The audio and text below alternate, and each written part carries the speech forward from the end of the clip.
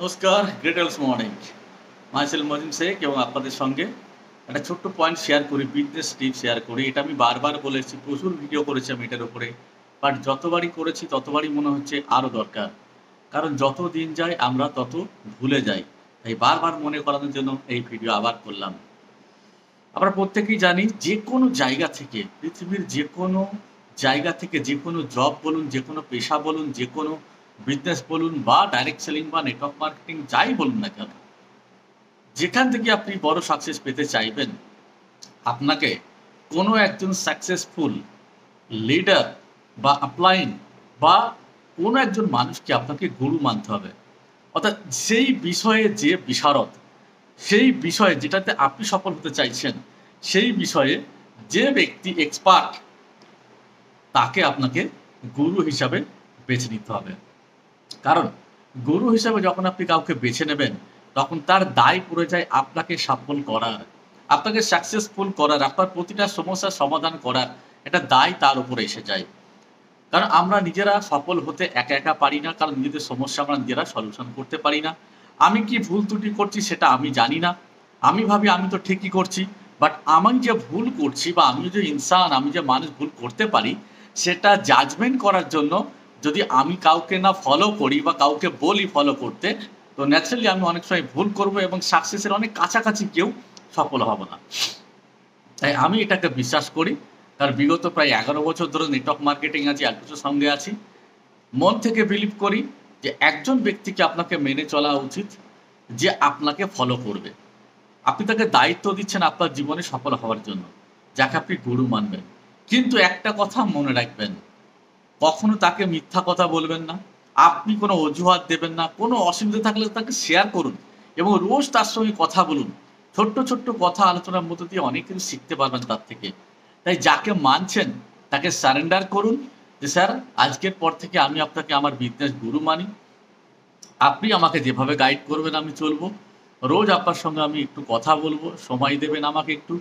আমি কিভাবে এগোবো, কি ভুল ত্রুটি করছি আপনি যা দেখবেন আমাকে বলবেন। কোনো রকম হেজিটেট করবেন না। দরকার হলে আমাকে বকা দেবেন, তাতেও কোনো প্রবলেম নেই। কিন্তু আমার সাকসেস চাই।" কিন্তু ভুলেও কখনো এই গুরুর ভুল ধরতে যাবেন না। কারণ আপনি যদি গুরুর ভুল ধরে ফেলেন যে উনি আপনি ঠিক বলছেন না, আপনি মনে মনে ভাবছেন ইনি ঠিক বলছেন না, তাহলে সরি, তাহলে জানবেন আপনি কিন্তু ভুল রাস্তায় হাঁটছেন। গুরুর ভুল ধরাকে বলা হয় মহাগুরু। তাহলে আপনি কি মহাগুরু হয়ে গেছেন? প্রশ্ন এখানেই আসবে। কারণ আপনি ভুল ধরতে যখন শিখে গেছেন, তাই গুরুর ভুল আপনি ধরতে পারেন না। বড়জোর আপনি বলতে পারেন, "স্যার, এই ব্যাপারটা আমি ঠিক বুঝলাম না, বা এটাকে যদি স্যার এভাবে করা যেত, বা আর কোনো উপায় আছে কিনা, বা স্যার এটাতে আমার এই প্রবলেম আসবে, বা এই সময় আমি সময় দিতে পারছি না, বাট এটাকে কিভাবে হ্যান্ডেল করা যায়? স্যার, সমস্যাটাকে আপনি বলুন কিভাবে হ্যান্ডেল করব?" অর্থাৎ তার বিরুদ্ধতা না করে তাকে স্বীকার করা, তার সামনে শেয়ার করা যে কি, কি অসুবিধার মুখে আমি পড়তে পারি আপনার এই কথাতে।